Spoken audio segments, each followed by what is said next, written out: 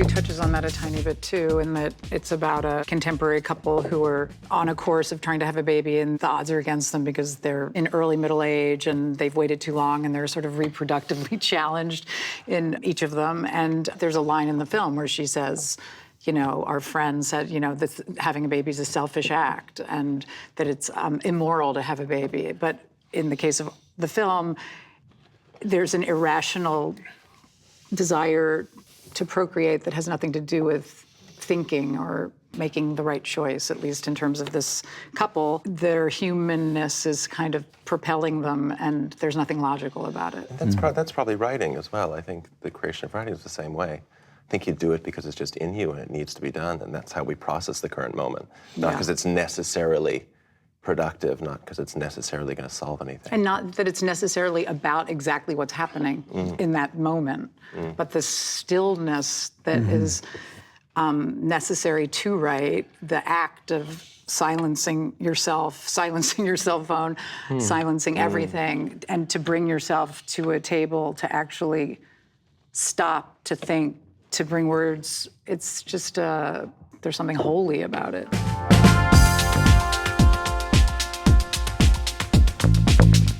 Why has romance vanished from society? You're asking me? I don't know. Come on, Tamara. Only you.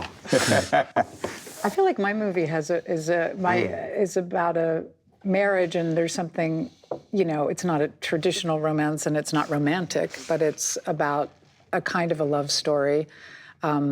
And, you know, the intrepidness of this couple surviving through this obstacle course of what they're doing. So I don't know, I feel like love stories come in lots of different packages. What's the best note you've been given, and what's the worst note?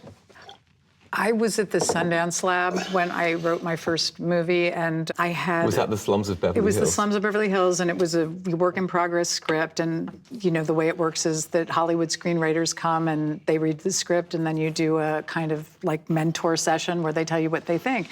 And this man, he was a male screenwriter, incredibly successful financially, sat me down and he said, well, you can't start a movie with a girl getting fitted for a bra. You can't waste 5 pages with a girl getting her first bra. And I was like... Yeah, you can. Yeah, I love that. I'm going to keep Yeah, that. like that. Yeah.